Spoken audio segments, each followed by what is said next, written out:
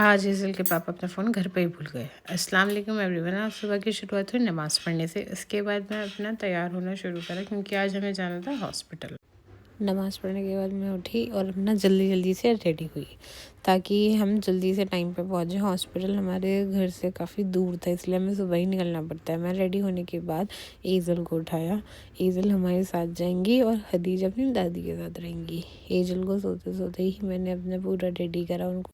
Hazel को ready करने के बाद हम चल दिए थे सीधा हॉस्पिटल की तरफ और हेज़ल को नीचे लाते ही वो उठ गई थी। ये देखिए अपने पापा के साथ कैसे बैठी हुई हैं। हेज़ल के चक्कर में हेज़ल के पापा भूल गए थे कि वो अपना फ़ोन ही नहीं लेकर आए। जब याद आया तो हम काफ़ी आगे निकल चुके थे। फिर हम पहुंच गए थे हॉस्पिटल और यहाँ पे मेरे पापा ने सारे काम वगैरह करवा लिए थे। बस हमें डॉक्टर के पास जाना था सीधा। डॉक्टर अभी आए नहीं थे तो हम वेट कर रहे थे उनको। ये देखिए ईज़ल कैसे खेलने में लगी हुई थी स्ट्रेंजर्स के साथ भी। और ईज़ल के पापा ये देखिए क्या करने आए थे यहाँ पे। फिर हम डॉक्टर से मिले, मैंने अपना रूटीन चेकअप कराया। फिर हम आ गए थे बाहर और ईज़ल की मस्ती देखिए ज़रा। वो कभी मेरे पास आने के लिए करती हैं, कभी अपने पापा के पास जाने के लिए करती हैं। हर चीज़ मांगती हैं। अब तो बड़ी हो गई हैं ना ये, तो इसलिए फिर मैंने इनके पापा को इनको वापस दे दिया कि आप ही संभालो इसे। फिर हम निकल लिए थे घर के लिए। ये देखिए ससुर दामाद। और आज इतना अच्छा मौसम हो रहा था, बारिश होनी स्टार्ट हो गई थी। फिर हमने याद आया हमने तो पोर्टर बुक करा था। फिर पोर्टर वाले भैया ने हमें इनको फ़ोन ला के दिया, तब इनको जाके सुकून मिला कि मेरा फ़ोन आ गया है। और फिर हम बारिश एंजॉय करते हुए निकल लिए घर की तरफ। और रास्ते में आने से पहले ही बारिश बहुत तेज़ होने लगी थी। और यहाँ पे ये ईज़ल अपना पूरा सोने का इंतज़ाम करते हुए ये गाड़ी में सो गई थी क्योंकि बहुत ट्रैफिक भी मिला था आज हमें। फिर हम फाइनली घर पे आ गए थे। घर पे आने के बाद मैंने सबसे पहले अपनी बिटिया को प्यार किया। खदीजा को आज पहली बार ये इतनी दूर हो गई थी मेरे बिना।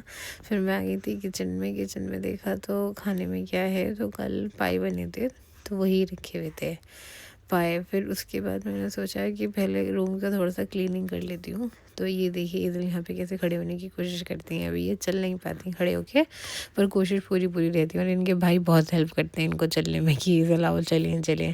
फिर मैंने थोड़ा सा अपना रूम वगैरह समेटा। फिर किचन की सफाई करने में लग गई मैंने कहा थोड़ा सा समेट लेते हैं, फिर खाना वाना खाएंगे। ईज़ल के पापा भी दुकान चले गए थे आते ही, फिर वो भी आ जाएंगे, फिर साथ में बैठ के खाना खाएंगे। और फिर मैंने समेट के फिर मैंने दस्तरखान लगाया था। ईज़ल के पापा भी आ गए थे।